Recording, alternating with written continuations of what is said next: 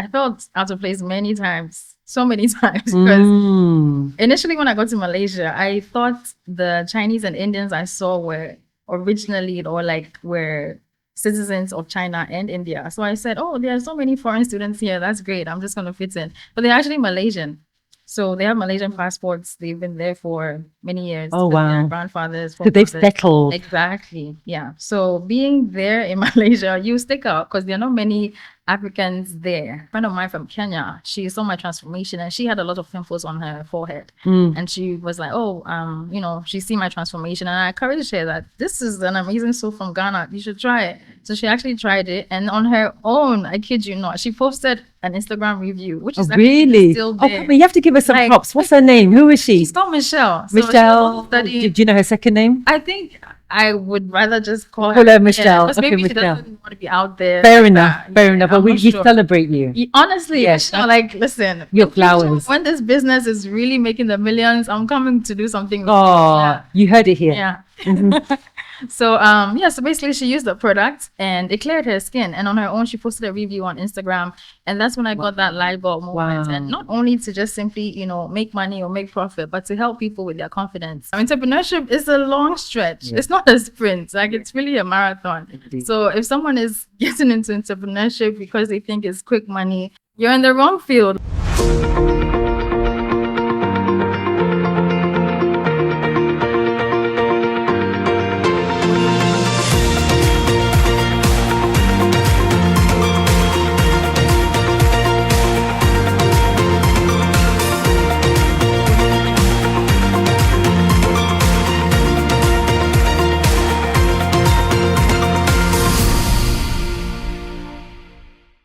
Good morning, good afternoon, and good evening, wherever you are. You're welcome to another episode of Voice of a Continent. Now, today's episode is about the stuff that doesn't always make it to the headlines. The long days, the doubt, the grit behind the glow. And I'm blessed to be speaking to Irajwa Ahoy. She's a founder of Made by Raj, who's doing amazing work, turning Ghana Shea Butter into something that is amazing and global. But this isn't just about a business conversation. This is about a woman, an interesting woman, figuring it out and leaving home in order to return back to the continent. She's about dreaming big, but still trying to stay grounded. So let's talk. So welcome, Irajwa. How are you? Thank you so much. I'm good. How are you too? I'm good. Thank you for making it. You're very busy. So we are blessed and grateful that you've been able to make it today. So thank you so much. Thank you too for having me. It's really an honor to be here. So. Amazing. God bless you. So let's start from the beginning. So what was life growing up for you? So just a brief introduction about yourself. What was it like growing up before the business and before your Malaysia encounters? Growing up, so my name is Irajwa Ahoy, like you mentioned, and I'm the founder and CEO of Made by Raj. I'm a Ghanaian, and growing up as a Ghanaian in a family of 7, it was quite interesting. I'm the last of 7 children. Oh, wow. Same parents, and we grew up primarily in Accra. I like how you had to state same mother, same father. Because that's usually the question that comes, like, same parents? I'm like, yes, same mother, same father. Great. They were very busy. So, growing up, it was filled with, moments of us going out a lot. But I do remember that because the age gap is about 2 to 3 years between each of us, they actually went to high school and then they went off to university. So for the most part, I grew up with only the one before me. And so I was mostly either to myself or when my cousins would come around and we'll hang out together. Wow. But primarily, it was mostly just us doing family trips here and there and then celebrating Christmas as well. So that's it in a nutshell. Interesting. So just out of interest, what's the age gap difference between you and the firstborn? Just out of interest. 14 years. Interesting. Yeah. Wow. 14 years. And then you're all chopped up in between. Gosh, I'm envious. I love that. Okay. And so which part of Ghana were you brought up in? Accra. I was you were brought up in Accra. Yeah, born and raised in Accra. In Accra. Okay. Yes. Okay. But my other siblings in Tema, some in Accra as well. Okay. So do you remember when you started thinking that you wanted to build and create something of your own? Or was it something that came slowly, or who deposited that cocoa bean, that shea butter bean in there. Yeah. That's shea nuts. Shea nuts, yes. Specific. Yeah. But from a young age, I always knew I would have a company. I just knew it innately. So I believe it was God who put that in me because I didn't just come up with that idea. I knew that I would have something that I would create on my own. I actually thought it was going to be hair photography and makeup related, which God willing, I'll still do that. I envisioned to have a 3-in-1 company that deals in hair, makeup, and photography. But now I'm into beauty products, which it's still along the line of beauty. It is. We're still touching on the hair, and if you would have seen Irajwa earlier, she's got a very good eye for detail. So photography, the creative arts, I can see that you have that eye for detail, which is evident. Thank you. So you went to Wesley Girls, is that right? Right. And so how was that experience for you? I mean, I've heard so much about Wesley Girls, how it shaped you, how it's curated you. You ladies don't play Wesley Girls. So please let me share, because I went to a comprehensive school. Okay. So I don't, no, in the UK. Okay. So every time I hear Wesley Girls, the pride, that, yes, I'm a Wesley Girls student. I envy it. Gay girl. I'm a gay girl. That's go what on, I say. Go on. So mainly, I went to Christ the King for my junior high school and then primary school, and then went on to Wesley Girls for senior high school. And it was a very interesting experience. Mostly, it was very strict. Wesley Girls is a very strict school. But one thing that I really appreciate about attending that school is the faith it's instilled in me and the discipline. Because with the strictness comes rules and regulations you have to follow, and also the faith level, because it's a Christian school. So that's where I actually gave my life seriously to Christ. Because before I used to go to church, but it was mainly because my mom would drag us to church. Right, it was more routine, right? Exactly. And I just mainly went because I wanted sprinkles and fun ice to service. Yeah.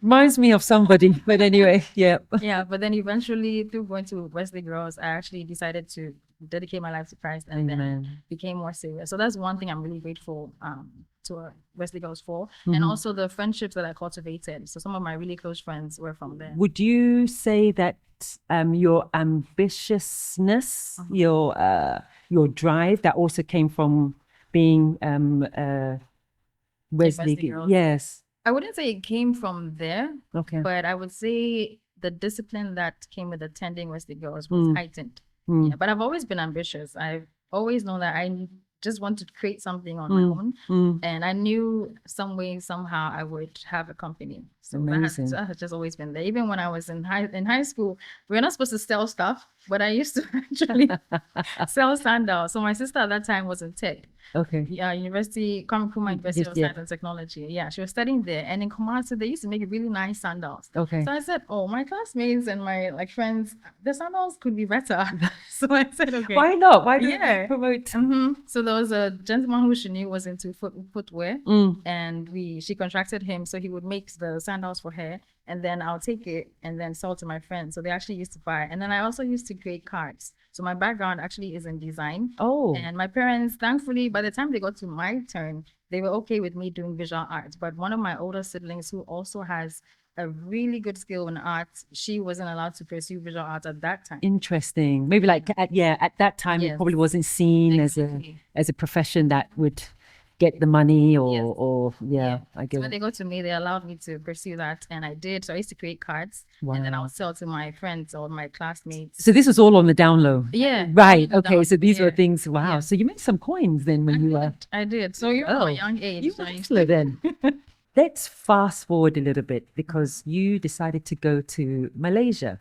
And that's quite a move. What was it like there? How was it like adjusting, coming from the continent, going? I mean, a lot of people probably say, "Oh, why didn't you go to the US? Why didn't you go to Europe and all that?" Who's in Malaysia? So please, I'm intrigued, and I'm sure our audience is intrigued. Why Malaysia? What happened? So your sentiments are exactly what most people respond with, like who goes to Asia or who goes to Malaysia? Why not the US? Why not the UK? Interestingly enough, for my family, it's either going to school in Ghana or mostly the US. So for me, when it got to my turn, I told myself I didn't want to write SAT or TOEFL, which is what you need to get to the US. And so I said, I'm just going to write WASI, West African Certificate Examination, and that's all I'm going to use to apply for any university I'm going to. So the US, I was like, I'm not writing SAT. I'm not doing that. I'm not going through it. And Malaysia, my mom, so one of my sisters actually was in Malaysia. She did her master's degrees there. Okay. And then my other siblings, some went to school here in Ghana, others went to the US. So my mom said, "Oh, what about Malaysia?" And I was like, "Okay." So there's actually a prayer partner that I had at that time. And we literally, I mentioned to him that, okay, this is the decision that I'm faced with: go to school and go to university in Malaysia or Ghana or the US. Which I'm not leaning towards the US. So we prayed about it. We literally flipped a coin. We said, whatever it lands on, that's God. Serious? I'm serious. Wow. And nobody knows this. Wow. Nobody knows this. So we literally prayed. And it wasn't even a physical prayer meeting. He was in another region in Ghana. Look at So we that. had a call and we prayed. We just said faith, just believe. So we prayed and then flipped a coin. I was like, okay, it's landed on Malaysia. Malaysia You're is, kidding me. yeah. Yeah. That coin has a lot to answer for. Wow. So that's how I actually truly ended up deciding that. But I know that God has already ordained. for me to be Absolutely. there. Absolutely. It was already done. It was already done. Interesting. And Malaysia didn't need any extra examinations. They took the WASI results. So Oh, really? Yeah. Is that still the case now? Do you know? It is. Yeah. Interesting. Yeah. But for those who don't come from English speaking countries, they need to study English for about a year to 6 months, 6 months to a year. Okay. Okay. So guys, you heard it. Mhm. They accept WASI results, Yeah. grades. If English is your first language, then there's no need to, of course, take classes in order to assimilate. So how big was that university? Like in which part of Malaysia is it in? Okay. Sorry, I'm No problem. completely It's ignorant. fine. But before I actually go there, I want to mention I did go to school in Ghana for a year. I was in Legon. But that was mainly because the visa to go to Malaysia took a while. Typically, okay. the visas take long. Okay. And where I was originally supposed to go to university in Malaysia, they took too long. So my mom just switched over to another uni, which I'm grateful for because everything has worked out. So Multimedia University, it's in Cyberjaya, which is another part of Malaysia in the state of Selangor. The capital of Malaysia is Kuala Lumpur. Yeah, Kuala Lumpur. Yeah. Yes. So yes, it's yes. about 30 to 40 minutes away from Kuala Lumpur. Okay. Yeah. And now, please, what do they speak? Mandarin? What do they speak? They typically speak Malay, their local okay. language, Okay. and then also Tamil.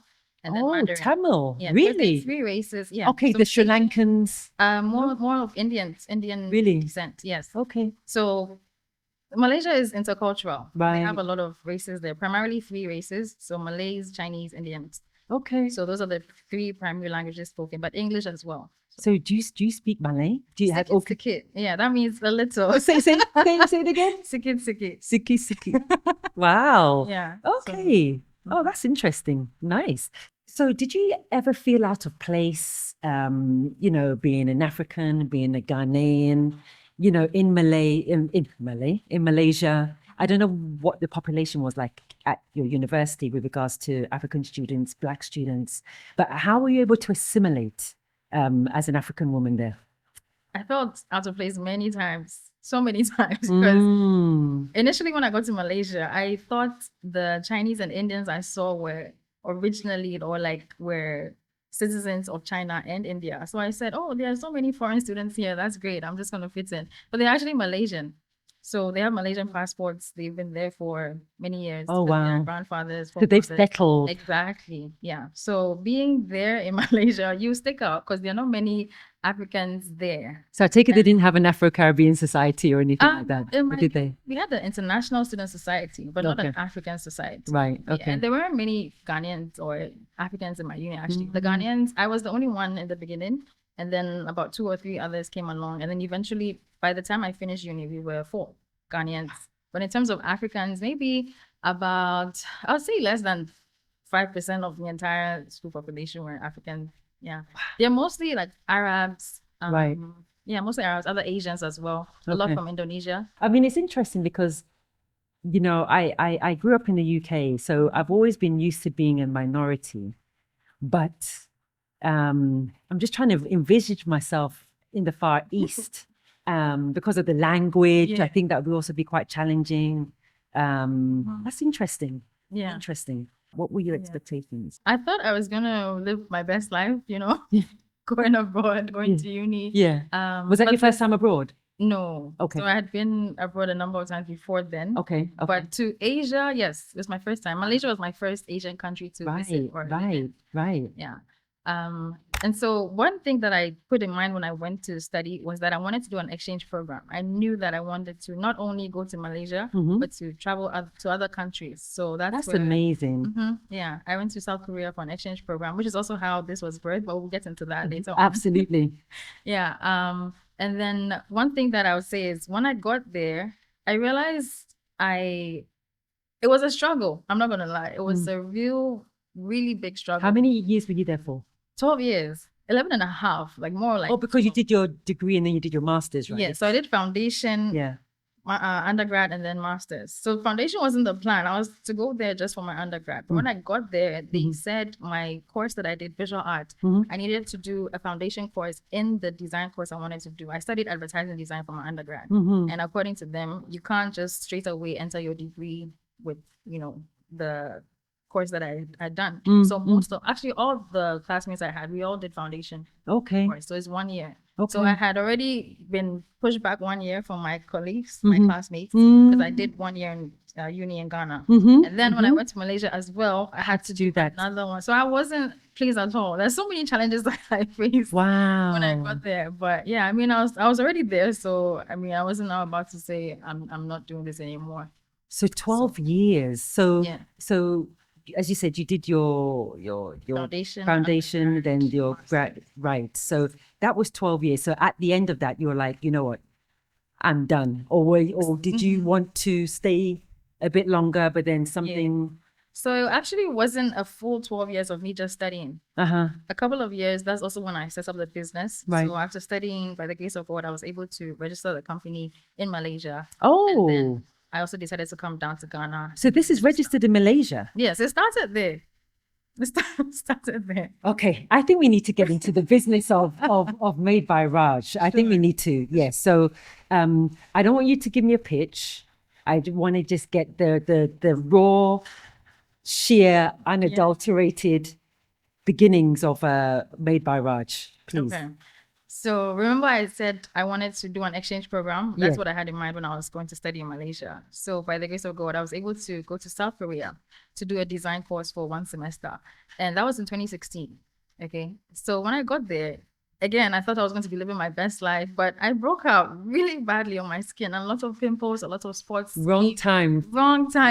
So at that time, that's what I thought. Yes. Perfect timing. Of course. God always knows. Absolutely. Yeah. So I tried so many Korean products to clear the issues I had, but nothing worked. And if you're familiar with Korean skincare, it's world class. So many people go to Korea, South Korea for skincare. Yes, products. I've seen a lot of influencers trying out so many different. A 10-step routine. Glass skin.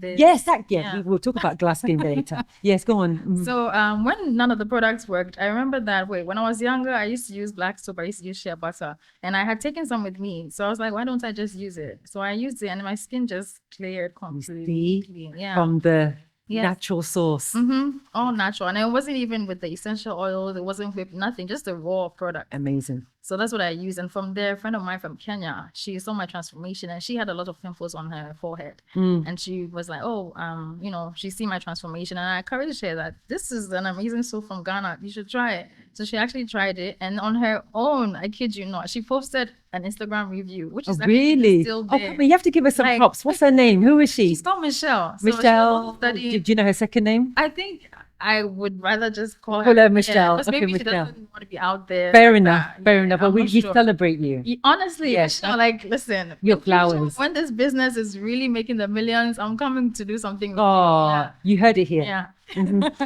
So so basically she used the product and it cleared her skin, and on her own she posted a review on Instagram, and that's when I got that light bulb moment. And not only to just simply make money or make profit, but to help people with their confidence. Because even going back to myself, when I wasn't having like the perfect skin, or when my skin was acting up, I lost a lot of confidence. I didn't want to. I can imagine. And I was in another country. I should have been exploring. I just wanted to just stay in the room. Not even go to class. Was it trying to use? It was. Yeah, trying to use like makeup to cover it, all of that. But through that, I started to embrace myself more. So before my skin completely cleared, I was able to just fully say, you know what, this is what is on my face. I can't hide myself forever. Let's move. Yeah. So self-acceptance came in through that. And then also for my hair as well. The products are really good for natural hair or textured hair. In Malaysia, there's a niche market which is really still untapped. So because I know that these products are really good to cater to textured hair, curly hair, coily hair, etc.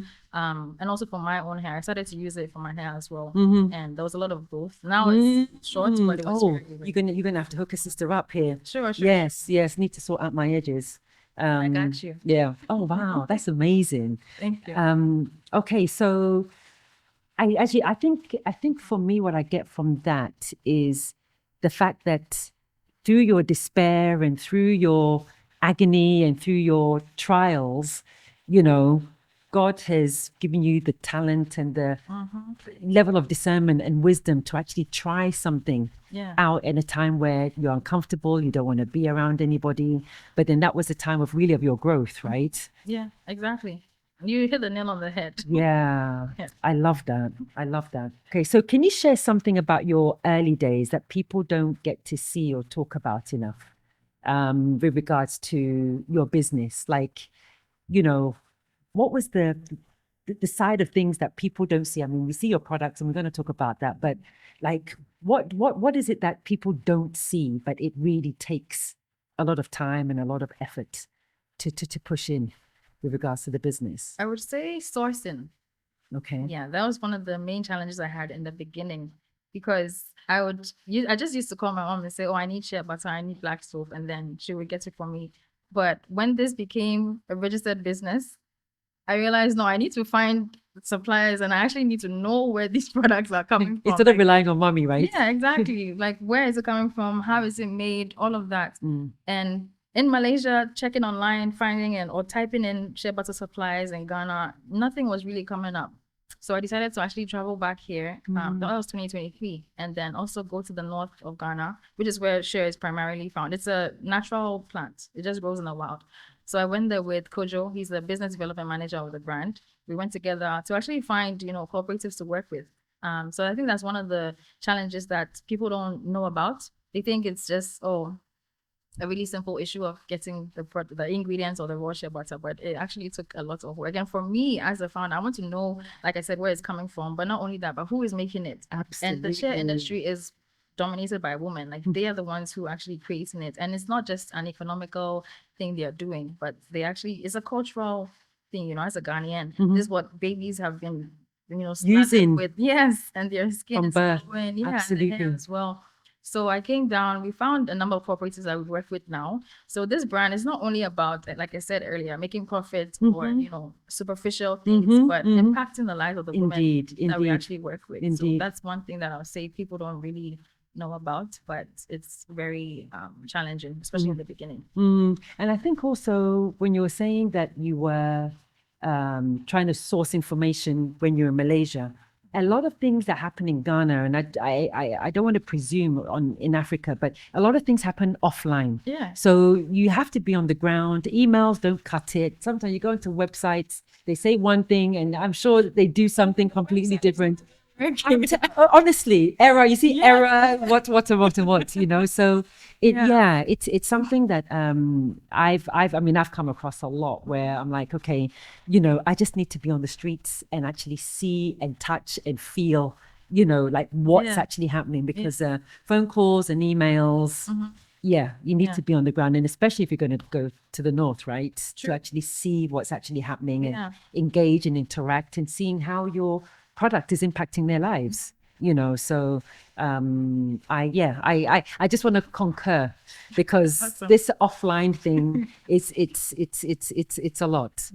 And that's actually one of the reasons that as a brand we strive to be online. So if you type in shea butter Ghana, we want to be one of the first companies that come up. So search engine optimization, etc. It's still something that we're working towards. Okay. But I believe that we'll get there. And there's also one thing I'd like to add. So when I was in uni, there's an opportunity that my university offered students and alumni and also lecturers, where you can apply. If you have a business idea, you can pitch your business idea, and they need to either push those who have the passion for that and can see that this is what they actually want to pursue it. And so I applied, and for the most part, for most of the years that I saw that poster on campus talking about, if you have a business idea, apply, I always walked past it. And it was only until my last year doing my master's degree, I said, okay, let me just give it a try. And turns out that it was actually open to everyone. I thought it was just the locals because Malaysia, they mostly protect their own, which is great. I love that for them. Because if there's an application, a Malaysian is getting priority. And I think Ghana needs to learn from them as well. So even though I applied and I was accepted, they actually gave me funding. And yeah, so that was great. But there was a clause, and that clause was if I'm getting, I told them what I do, and I needed to get ingredients, the raw shea butter, the raw black soap. They said, okay, but you have to go through a Malaysian company. You can't get it directly from a Ghana. Really? Okay, so I respect that they're protecting their own. Yes. And so, so I guess you're doing it in the reverse, right? You're just making sure that you get to the source here and ensure that. Interesting. So of course I went through the Malaysian company, and with going through them, like the prices were really high, like extremely, but that was the condition that I was given. And thankfully I just made sure that it was coming from Ghana, because some of the shea butter or the black soap is not real. Like people they're manufacturing it and putting all sorts in there. And they'll label it Ghana, it's not from Ghana. So you've seen it for yourself. Like it's not. So then even from the texture, like those of us in the industry, you can tell. Yeah. But I'll just say that if your black soap is completely black and smooth with no grits, or bits in it, good advice. It's not authentic black. Please say it to those at the back. Really? Okay. Really and truly. Yeah, because it usually has like these granules, right? It's like these grainy. And it's dark brown. The yes, the mixture. It's not a smooth slab of black block. Thanks for the heads up. Sure. I'm enjoying it. Oh, I'm getting game. So has there ever been a moment where you've been like, you know what, I'm done. I'm washing my hands off this shea butter, black soap. I'm done. I'm tired. Or you don't even think it's going to work anymore? Oh yeah, many times, like a lot of times. I think entrepreneurship is a long stretch. It's not a sprint. Like it's really a marathon. Indeed. So if someone is getting into entrepreneurship because they think it's quick money, you're in the wrong field. Like it's best just to have your 9 to 5. You make sure that you get your money at the end of the month. Yeah. I know. Because entrepreneurship is difficult. It's difficult. And I've wanted to give up many times. And especially in the beginning, because my parents, they didn't think I was serious with this. Really? I think it was only until 2023. So Intra-Africa Trade Fair, there was a trade fair that is hosted by Afri-Exim Bank. Oh, yes. Yeah, and supported by African Union and then AFCFTA. Oh, nice. So nice. Trade Agreement. Yeah. Yep. So I was able to exhibit there. And when I was traveling there, apparently, so my mom told me this after I had, gone. She said, my dad, she spoke with her and he said, wow, like this girl is very determined. Like she's actually serious about this. And I was just thinking up until the whole time I was looking for share and, doing the packaging, all of that. I think they thought I would eventually stop. Yes, just like, I'm done. This is just too much work. But that year or that moment, I think it changed something in their minds because it's like, oh, wow, like she's doing international exhibitions, like she's serious. And she's not stopping. You mentioned about the Africa Free Trade Agreement. I know it's taken a few years of course, the Secretariat is here in Ghana. And I know there was a huge fanfare when they had set up and everything. And I think it had taken quite some time for the information to really be disseminated with entrepreneurs and businesses here in Ghana and on the continent as to what it actually does. Where are we at now? Do you know, with regards to are they like actively now engaging with entrepreneurs such as yourself in order to match you with other markets on the continent? Like, can you explain how your involvement is with regards to Africa Free Trade? So I'll speak from both my perspective as a brand and then also other entrepreneurs that I'm in touch with. So I'll start with other entrepreneurs. So I know that there have been people who have benefited tremendously. Really? Like even in terms of market access and also going to international exhibitions, they actually sponsor some people to attend, and it's also through support with Afri-Exim Bank or in Ghana Exim Bank. So people have had amazing opportunities, from that. Personally, my brand hasn't yet gotten that opportunity. I did try to leverage on it, but I guess it's just not my time yet. Right. Yeah, yes. No, just but it's working to an extent. Yeah, but definitely more can be done. And interestingly, Africa has a population of 1.3 billion people. Yes. But the trade, we don't trade within ourselves. Ourselves. And even there's so much that needs to be improved. Logistics. Yeah. The tariff, Yeah. borders. So much. Yeah. So much. Yeah. So it's something that if we put our minds to it, I think we can do it. But there needs to be a change of mindset. You know, it's not just about putting, policies in place, but actually implementing. Yes, them. exactly. It should be able to work on the ground, Yeah. especially with regards, as you said, infrastructure, transport, at least. That's interesting. Okay. So there are others who also say like this thing doesn't work at all. I was talking to entrepreneurs, they're like, I'm done with this. I'm not doing it again. It's too stressful. But there's also others who have been like really they've run away with it, huh? Yeah. So wow, that's encouraging. Your battle. So you mentioned previously that you engage with women in the north, so the cooperatives in the north. What does that relationship mean to you with regards to your business and on a personal level? So much, because until I traveled to the north, I had seen videos of the women making the shea, but to actually be there in person to learn how the shea is made and to make the shea with them. When I tell you my hand, the little kneading I did, you had calluses in your hand. Not to that extent because it was for a short while, but my arm was actually aching. It's really involving. So they're doing this multiple times, in the month, especially when the shea season. Like now, is this shea season? Yeah. Okay. So there's a lot of production going on now. So to give back to them is actually one thing that's really dear to my heart. Not because we want to make more money, but I'm Ghanaian and this is from Ghana. I don't think it saddens me to know that in the shea industry, the players that are dominating are not Africans, they're not Ghanaians, it's people from the West. Yeah, a lot of multinationals. And I see East as well. So just to help our own. So at the moment, we source from existing cooperatives, but one of the things I want to do is to have our own cooperatives, like dedicated for Made by Raj. Oh, lovely. But in the meantime, it hasn't yet, come to fruition, but we're working on it. And how many cooperatives are you currently working with? So there's a couple of them, about and in which part 8. of the north? So mostly the northern region, mostly there. But there's also some in Upper West. Okay. Yeah, and then as we speak, there are also still more cooperatives coming up now, because the share is vast. Like share is a multi-billion-dollar industry. There's everybody can eat. Yeah, exactly. But the thing is that the people in the north and us Ghanaians, we don't know the true value of it. Some are even cutting down the share trees for firewood. I'm serious. Listen, like really, yeah, really, they're cutting it down.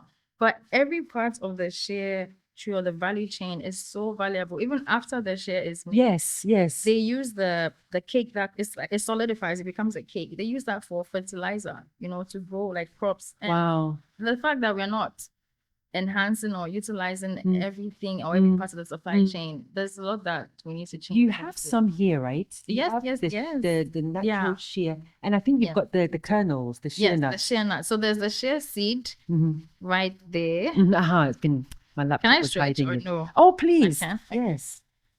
You got it? Oh, yeah. Okay, cool. I got it. So this is can you see? Is it okay? I carry on. Okay. So this is the shea seed. So the shea tree, fruits grow on it. The shea fruit goes on the shea tree. When you eat the shea fruit, which is so nice, by the way, I wish everybody can get a chance to. I don't think I've tasted it. Yeah, most people haven't. I can't describe what it tastes like, but it's really nice. Wow. So when you eat that, this is the shea seed inside. When you shake this, you can actually hear a sound, and that is the shea nut. So let me pick a bigger one. So this is the shea nut. Okay. This is what shea is produced from. So this is like they grind it, or they wash, then they'll dry it, then they'll grind it or mill it, then add in some water, then they'll knead it. Once they knead it, there's a fat that comes on top, and it separates. So that fat that comes on top is what they now boil, and then that becomes the liquid, like shea butter. When it cools down, it becomes the shea butter that we know. Oh, so it's the fat rather. Yeah. That is used. Yeah. It's a whitish. Yes, I've seen it. Yeah, I've seen it. Yeah. Oh, wow. So it's very interesting. And so, unfortunately, as you said, people are cutting trees they are. in order to survive. Yes. Whether it's, as you said, firewood or building materials or Yeah. something like that. Huh? Yeah. And you asked about the number of women in the cooperative. Mhm, So per each cooperative is about maybe 300 to 400 In one women. Yeah. cooperative. But it depends. But on average, yeah. The ones that we Really? work with, yeah. Yeah. And they can actually, like now, for example, let's say someone wants to order 20 metric tons of shea, which is 20,000 kilograms. So normally the raw shea is produced in 25 kg boxes. There's also the 1 kg, but standard for the industry, 25 kg boxes. So that fills a 20-footer container that makes that 25 kg box Yeah. makes 800 boxes to fill a 20-footer container. Okay. So for something like that, it takes about 2 weeks for the woman to produce, which is like That's really quick time. yeah. Yeah. So that's good.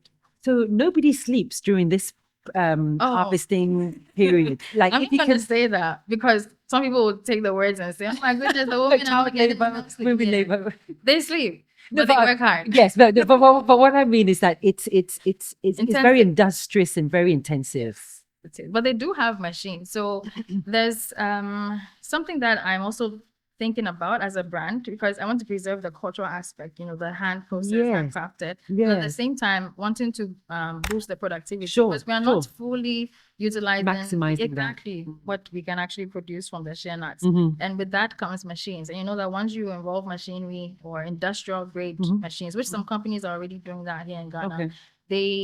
the women are not really as involved as much because the machines are the ones Agreed. doing Agreed. that. So it's like trying to find the balance between going industrial or staying handcrafted and preserving the culture. I mean, yeah, you see, yeah, it's I won't say dicey. It's a bit of a dance, right? Yeah. Because you need to preserve the culture because you also want to pass it down to other generations as well. But if this is also a moneymaker and it's going to be helping, the local economy, Ghana's economy, there's GDP. My issue is that sometimes we lack consistency when we are pushing out or exporting our products. There'll be one batch that's like A+, there'll be another batch that might be B+,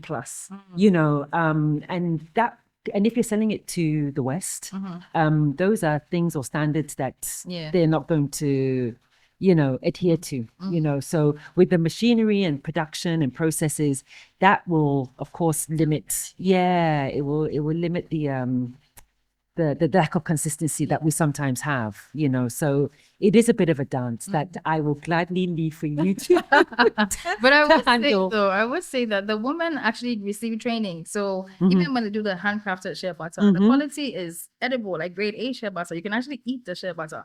Wow. And they are certified. We have certification from Ghana Standards Authority. That's very Food and true. Drugs Authority. So even as a FDA. brand, like when we were sourcing the cooperatives, we didn't just, go to anybody that could just make shea butter just because maybe their grandmother taught them. But we went to cooperatives that, it's traditionally been passed down. And not only that, but they have the technical know-how. They know that, okay, this is the process, this is the standard or general manufacturing processes that we have to follow. And they're actually also certified by international qualified certification bodies like Ghana Standards Authority. And that's what I was just about to ask you. Who offers that training? So is the Ghana... Oh, a variety of organizations. So like fair trade? So it depends. So if the company is certified by fair trade, then most likely they could assist with that. Right. But if not, other organizations like UNIDO, Global Shea Alliance, they do a lot of that. Okay. Yeah. So Global Shea Alliance is actually an organization that May Barrage works closely with. So we registered to be a member in 2023. And since then, their annual conference and any other opportunities that they have, we engage with them. So they actually support SMEs. They also support women, the nut pickers, the processors, and just people across the shea value chain. Yeah. So there are various organizations that offer capacity building, offer grants. It's just a matter of finding them. So we're going to look at your quiet moments because clearly there's so much going on. And sometimes it's difficult to, just be still when there are so many factors with regards to, the marketing, the proposal writing and all of that. But do you think entrepreneurship is a lonely journey? Yes. Simple. Yes. 100%. Yes, it is. Yeah. Because, okay, let me speak for myself, and I think a majority of entrepreneurs, honestly, unless your family is, unless you're coming from a family of entrepreneurs, you will have a lonely journey. Or unless your family is some way, somehow just understands you and your unique entrepreneurial path, yeah, you will have a lonely journey. But for me, I come from a family of 7. I'm the only entrepreneur. I was going to ask, Yeah, really? yeah, they're all in corporate. They want to do their own stuff, which slowly But they don't do. want to lose that corporate money. Listen, That like- monthly paycheck is it. honestly. So yeah, they have their jobs and they're doing well in their respective industries. So it's not like I'm expecting them to just stop suddenly or one day. Yeah. But I will say that entrepreneurship in such a family or a dynamic is very lonely. Interesting. So it's like baby last is the one who's really like on that entrepreneurial hustler tip. That's really inspiring. But they're coming along though. Coming along. But they still have their 9 to 5s. Okay, interesting. Interesting. And out of interest, are any of them into agric or like their side hustles? Is that their thing? No, it's more so another sister makes bonnets. So hair industry. So Oh, okay. bonnets, Okay. Oh, okay. yeah, satin bonnets. Yes. Okay. And then Okay. pillowcases. Okay. Another one, she is like an MC and she does events. And now she recently started a dance class. So that's Nefa, if you don't mind me Oh shouting no! her Wait, out. where is she? Where is she? In Accra. Okay. Yeah, so she has it at AU Village. Yeah. Oh, nice. So every Friday. Oh, Yeah, 6:30 p.m. So Really? it's actually a Christian workout dance class, which is the Interesting. first in Ghana. So I really Interesting. encourage all women, even if you're not Christian, just come. come and shake your body small. Yeah, yeah. it's really good, Interesting. Yeah. And then another one does like hot dogs, fast food. She's really good at cooking. So Mm. yeah. You Another have- one sells bags, or she used to sell bags. Okay. She Okay, kind of so- stopped for a while, but she hopefully she'll get back. Well, I mean, all of you then Oh yeah. are industrious and Yeah. also Yeah. creative Yeah. by the sounds of it. My mom always says like we should come together and like build a conglomerate, like a business together, like and we'll really do well. And I think it's true, but you can only go so far if the people themselves are not ready yet. You can't do much. Mm. But there's also an hair brand that we started. It's called Natural Sisters. Yeah. Okay. So we take care of like natural hair. We're to do products and stuff, but it's kind of on hold. But it was encouraging Ghanaian women or Africans to just embrace their natural hair. Good, Yeah. good. So, Good. Underneath all of this, I am natural. I'm very natural. Very natural. yeah. Interesting. So Yeah. what do you kind of do in your spare time, or do you have any spare time? Oh yeah. I make it a point to just not work at times. It's difficult though, honestly. I'm not gonna lie. Sometimes when I'm not working, I feel like, oh, I'm wasting time or I'm not where I would like to be. So let So me you not. could try and find something to do to Yeah. push you there. But in recent years, I've decided to just really take time out, like especially before I even get tired. So one thing I do a lot is to journal. That's one of my like Oh, distressing good, things. good, I journal a good. lot, and then also pray. Praying helps. Just going back to God, because sometimes I'm like, God, like what's happening? you know, you have to fix this. So sometimes I actually report people to Ghana, which is something I learned from a lady called Daisy. She's the convener of a fellowship I'm part of called Jesus Junkies. Oh, okay. Yeah. So she was like, when she has issues in life, she actually reports people to God. Like you see how maybe in school you report someone to the Yes, teacher. yes, She yes. reports people to God. So I started doing that. I would just pray and say, God, this person did this and this is what is happening in the business. Help me. Like Yes. help sort me out somehow. I like that you're And at the reporting end- people to yeah, God. at the end he actually he comes He through. comes. He always comes through, but in his time, right? It's always his time. that part. Yeah, That part. and that's what we have to work on, because our patience, we're expected to have patience as long as this, but our patience is like For real. like Yeah. this. So it's very true. Yeah. It's very true. So journaling and God are the Yeah. things that you really lean on Yeah. during quiet time, and you're just trying to seek solace and Mm-hmm. connect. I like going to the beach too. The waves are really soothing for me. Mm. But Ghana, we need to stop polluting our beaches because we have gray seas. They could be like blue and turquoise, but we have gray seas in Accra. At least out of Accra is nicer. Yeah. Yeah. D- I shouldn't get you No, started. no. Like we're sitting on a gold mine. Mhm. Like, yeah. Honestly. Malaysia has capitalized on their tourism sector, like the seas that they have, the islands, and it's so cheap to travel. Really? In Malaysia, they have so many islands and beautiful islands. So if you didn't have the business, would you have stayed a bit longer, or you were ready to come home? So if I gotten a job there, perhaps I would have stayed longer. In what capacity? But if not, would you have worked? Advertising. Okay. Most likely. Okay. Yeah, or marketing. Yeah. Okay. So I did actually work for a very short while, a couple of weeks, but I quit because they paid me like a prorated salary, which they didn't tell me about. So like after the first month, I'm like, no, no, we're not handling these ones. To be here. And this, you're pushing me to leave. Yeah. So that was it. So what does it feel like to be home now? Like it's 12 years, you know, you've registered the company there, and you know, clearly you've got many social media handles that we'll share with our audience at the end. But what is it like to be home now? And or are you thinking of going somewhere else, back to Malaysia or back to another part of the continent?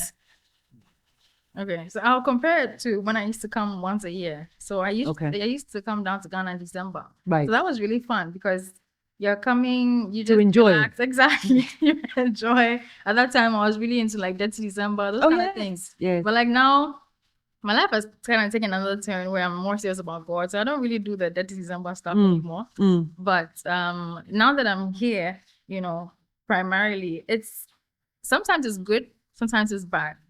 One thing I would say is you need to be patient, especially if you've lived outside Ghana for a while. Be patient and don't expect the way things work outside. You know, for example, Malaysia, their systems work. Right. You're not going to go to a website or try and get something done, maybe business-wise, and you'll be told to come the next day, or the system is down, or it's light off. Yeah. Like, yes.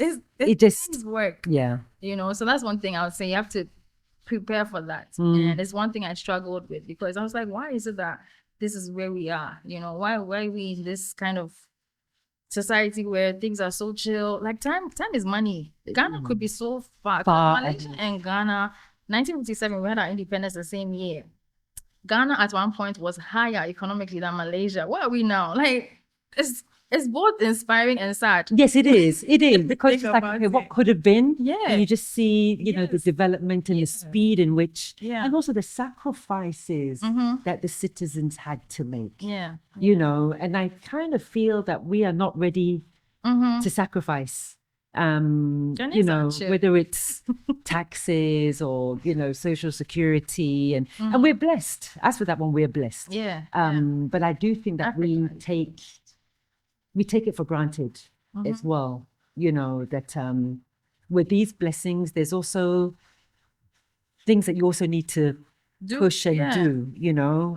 You can't just say, fama nyame, you know, leave it to God. Honestly. To God. Faith and works, like put your hand to something. Exactly. There's a verse I actually want to share. I believe it's Deuteronomy 1:18. We need to cross check, but basically it says that God gives you the power to create wealth. So like he's literally given us power to create wealth, to push our individual lives and continents and countries forward. But you can't just sit around expecting someone else to, which is what a lot of Ghanaians have, that mentality that, oh, someone else will do it. So they are waiting, they're relaxing. But yeah, so it's something I had to adjust to. Yeah. And I'm still adjusting to it. We all are. We all are, because I've been here a few years as well. And I think it's one of those things where you can see the potential and I think that's what's frustrating. You know, you see the potential, and you know, you meet young creatives, or you know, you see people really pursuing education. You know, you see people who are literally, you know, they have an idea and they're trying to push, but then there isn't, you know, there may not be the infrastructure that they need that will be that sounding board to, you know, to rise, and that saddens me a little bit. But I am also impressed that when you do go onto social media or you are online, you see so many, you know, different people really just crafting something out of, you know, an idea that they've had, and they've pushed it regardless, even though their parents may be like, oh, it's not gonna, you know, but it's something that that we do have to pray about. We do have to pray about. And then even, you know, spiritually, as you were saying, you know, the parable of the sower is the same thing. You know, you just had this one, you know, item and you couldn't do anything with it. You know, it was just like, come on, To take it come back. on, you know. So it's frustrating, but Yeah. we are looking to entrepreneurs like yourself who you. have suffered acne and all that in order to bring us these Yeah. lovely goodies. Yeah. You There's know. one thing that's actually on my heart. So whenever I'm in traffic and I see the kids on the street selling, sometimes I just ask myself, the only thing that they're lacking is resources. Because if they had the money to go to school, they wouldn't be on the Without a street. doubt. And the Without a potential doubt. that they have, like you don't know what you haven't tapped. You know, you don't know what you don't know. True. You know. Yes. So yes. if the kid who's on the streets has access to education, they could be such a brilliant person, an innovator, but they just don't have the resources. So God willing, like I guess some, like not I guess I get a lot of money like to help them because we need to get them off the streets. Like Yeah. really. Even there are some really young girls or young adults, and you see these girls, they look like international models. You just look at them, and that's like, they're walking like what with stuff on their grace, with head. elegance. Yeah, and the skin. Sometimes I just admire. Yeah, and I think if you were born elsewhere, or if you had opportunities elsewhere, or you had the resources, that's it. It'll be a game changer. Yeah. Because I think about it, I'm like, if I was born maybe in another family, that could have been me. You know, it could have been any of us. Honestly, any of us. It really could have been. Any of us. You just have to be grateful and then try to help those who don't have. So I know that Made by Raj has been in existence for a few years now, but you seem like you've got it all together. I mean, the packaging is amazing. You know, you've got different varieties here. I think I saw lavender. Can you just briefly go through sure. the different flavors? Definitely. Variations. Variations. There you go. So these are value-added products that we have because in order to make an impact as a brand and also increase the export capacity of Ghana, you need to do value addition. So what we did is to whisk the raw shea butter and add in essential oils and also olive oil. So there is the original one, and we have with peppermint essential oil and then with lavender essential oil. And then same for the black soap as well. We have an original variation, a peppermint variation with peppermint essential oil, and then a lavender variation with lavender essential oil. And they are for all skin and hair types. So any issues like acne, hyperpigmentation, eczema, dry skin, dry hair, itchy scalp, psoriasis, dandruff, like so many everything, everything. We got you covered. And it's for babies, for kids, for men, for women, teenagers, everyone. So who's mainly your demographic? It's mostly women, actually, between the ages of 18 to 45. Yeah, in the urban areas of Ghana and also Malaysia, primarily. Yeah. Okay, so Malaysia. So please, Malaysians are using the product. Yes, they are. Talk to me about that. They are, because I mean, skin and hair, it knows no gender, it knows no race, or absolutely. Even if you try to, or companies have come up with specific skin types for maybe Asians or Africans. At the end of the day, when we have a good product like this from Ghana, come on, it works for. Listen, come on. I'm not even kidding. It works for every single person. So we have customers who are Malaysians, Indians, like Chinese, because we actually went to China as well to do an exhibition. Oh, and wow. They've been using the products. Like, it's solving and clearing their skin issues. It's growing but your skin's amazing. Thank you. As for that one, it's glistening. A little bit of makeup, but underneath this makeup, like minute. The first step of makeup is skincare. Great, yes. Yeah. That's dope. Kind courtesy of Made by Raj. That's amazing. Thank you. So clearly you've got yourself all together here, but is there anything that you're trying to figure out? So much, so much. Like every day, trying to figure out just how to, make things better and how to actually create more impact or have more impact. Because at the end of the day, it's also still focused on the woman. Because the more that this brand does well, the more that they get supported. So if you're looking to source Shea Butter, or if you're looking just to get into this industry, or if you want to collaborate with the brand or myself, just think of the long term. It's not just about me sitting here. I'm the founder and CEO, yes, but there are many, many, many women behind the products that are being made. So it's a long-term commitment that we have to just improving their livelihoods. So think of this as more than just skincare or hair care. We're creating impact. We're a brand that is actually different and not just for props or ticking off us. Sure, exactly, that DEI, right?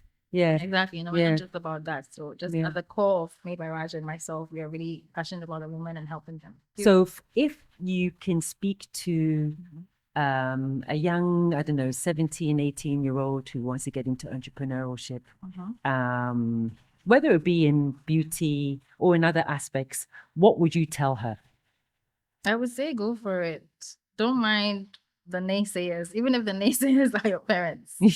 Just focus on what it is that you're naturally good at. Because everyone is blessed. We're all good at something. You just need to find out what it is. And for me, mine has been like skincare, hair care, doing makeup. And this is where I find myself now. And it's because I allowed myself to, make use of my challenges. So whatever challenge that you have, don't look down on yourself, but just take it as a stepping stone. And I'm not saying this as a theoretical thing, but it's something I've actually lived through. Any challenge that I have. In the meantime, it may be very difficult. You don't really see a way out. But just if you give up, that's it. You're not going anywhere. It's true. But if you've got nothing to. Exactly. If you take a pause, if you rest, if you reset and you come back, you have more chances of succeeding than if you didn't. On that note, we celebrate you. Thank you so much. Your products look amazing. I'm going to have a quick sniff and try or no. Yes, we can. Yeah, just take and then have a go. A real demo. This is live. I know this is live, right? So you'll be able to see my reaction, my true reaction. You can smell it. Okay. You can have a look. Yeah. So what she's holding is it's so relaxing. Okay, let me. This is quiet. Yes. Can I touch because it's a whip, right? Yeah. So be light and yes. Okay. But we need to see it though. Oh, sorry. Yeah. I'm enjoying it, but you see. Blends in very quickly, very light. Yeah. It's not heavy. And in comparison to the unrefined, that's very dense, isn't it? It is. It's very dense. But this is so light. I might just have to use the rest of the pot. But thank you so much for visiting. Thank you so much for sharing. And we'll share your handles. Okay. And thank you so much. Thank you for having me. Thank you so much for having me. And there's one last thing I want to add is networking, because I wouldn't be sitting here if we hadn't, met less than 2 weeks ago. At an event. Sarah Jakes Roberts was in Ghana and we both met there. So one thing I struggled with as an entrepreneur was actually approaching people or introducing myself, because I used to feel like it was ahunsheshe. That's what you say in Ghana. Like you are what's clingy? Yeah. But I actually praised God about it. Okay, help me sort this out. And now see where we are. See? Yeah. And it's funny because at that event, and she won't tell you, she had like a lot of gift bags, and she was the one whose gift bags were given to all of the VIPs that were there. Oh, my friend. And the packaging was just lovely. So you could really see that she's put a lot of heart, a lot of attention to detail with regards to her packaging. And so that really endeared me to her. So that's why we started connecting. So you are so welcome. Thank you. And you're welcome back in the town. Thank you so much. Thank you.